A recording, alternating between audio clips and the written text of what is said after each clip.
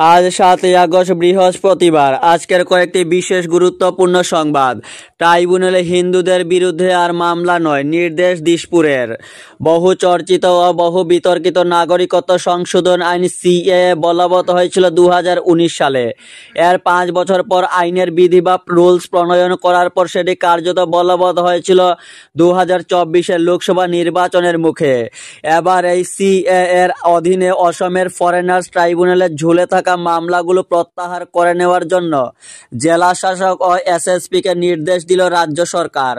অর্থাৎ সিএএ অনুযায়ী 2014 সালের 31শে ডিসেম্বরের আগে 3 প্রতিবেশী মুসলিম রাষ্ট্র বাংলাদেশ, পাকিস্তান ও আফগানিস্তান থেকে ভারতে আসা যেসব হিন্দু, খ্রিস্টান, শিখ, বৌদ্ধ, জৈন, পার্সি ব্যক্তির বিরুদ্ধে ট্রাইব্যুনালে মামলা চলছে সেগুলো প্রত্যাহার করা হবে। রাজ্যের গৃহ ও রাজনৈতিক বিষয়ক দপ্তর গত 17 জুলাই একটি বৈঠকে এই সিদ্ধান্ত নিয়েছে। মুখ্যমন্ত্রী ডক্টর হিমন্ত বিশ্ব শর্মার নির্দেশের পরিপ্রেক্ষিতে সিএএ এর প্রেক্ষাপটে এই সিদ্ধান্ত নেওয়া হয়েছে বলে জানা গিয়েছে। বর্তমানে ট্রাইব্যুনালে মামলার সংখ্যা 97,714। এই ট্রাইব্যুনালগুলোতে যত মামলা চলছে তার মধ্যে গরিষ্ঠ সংখ্যকই বাঙালি হিন্দুর বিরুদ্ধে। একটি পরিসংখ্যান অনুযায়ী রাজ্যে ঘোষিত বিদেশির সংখ্যা 1,60,000। এর মধ্যে হিন্দুর সংখ্যা 69,500। বিরোধী দলের ভোট ছিনিয়ে জেলা পরিষদ গড়ল বিজেপি।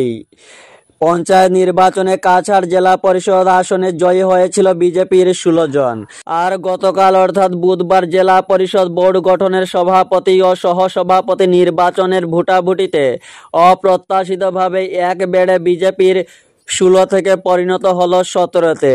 25 জন জেলা পরিষদের মধ্যে গোপন ব্যালটে 17টি ভোট পেয়ে সভাপতি নির্বাচিত হলেন বর্ষিয়ান বিজেপি নেতা কঙ্কন নারায়ণ শিকদার।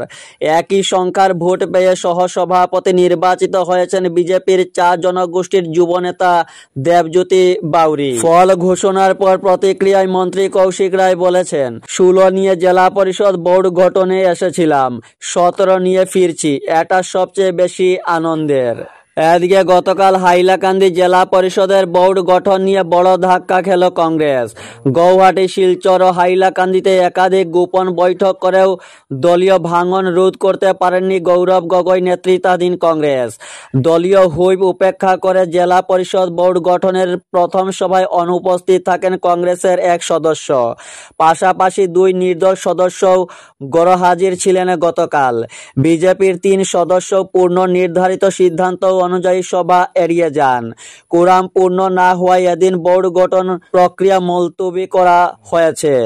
সরকারি বিজ্ঞপ্তি অনুযায়ী গতকাল দুপুর 12টায় হাইলাকান্দি জেলা পরিষদ কার্যালয়ে বোর্ড গঠনের সভা শুরু হওয়ার কথা থাকলেও কংগ্রেসের মাত্র 2 সদস্য নারায়ণপুর বন্দুকমারা আসনের জুহি আক্তার লস্কর ও আলগাপুর কাঞ্চনপুর আসনের আফতাব উদ্দিন লস্কর সভায় উপস্থিত হন। প্রশাসনের পক্ষ থেকে জানানো হয়েছে, কোরাম পূর্ণ না হওয়ায় বোর্ড গঠন প্রক্রিয়া মুলতবি করা হয়েছে।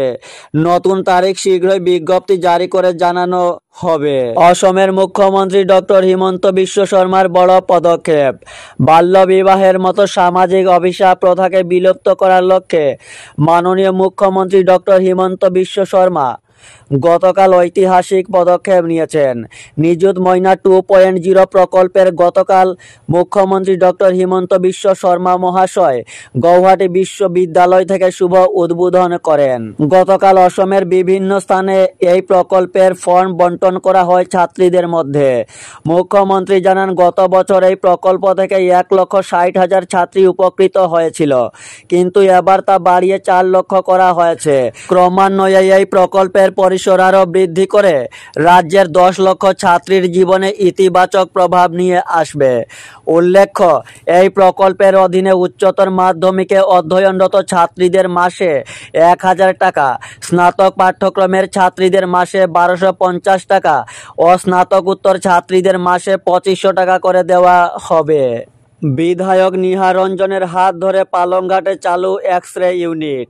গ্রামীণ জনগণের জন্য চিকিৎসা ব্যবস্থাকে আরও সহজলভ্য ও কার্যকর করে তুলতে এক গুরুত্বপূর্ণ পদক্ষেপ গ্রহণ করল কাছাড় জেলা প্রশাসন ও জেলা স্বাস্থ্য সমিতি। গতকাল পালংঘাটের এমজি মডেল হাসপাতালে একটি আধুনিক এক্স-রে ইউনিটের আনুষ্ঠানিক উদ্বোধন করেন বিধায়ক নিহার রঞ্জন দাস।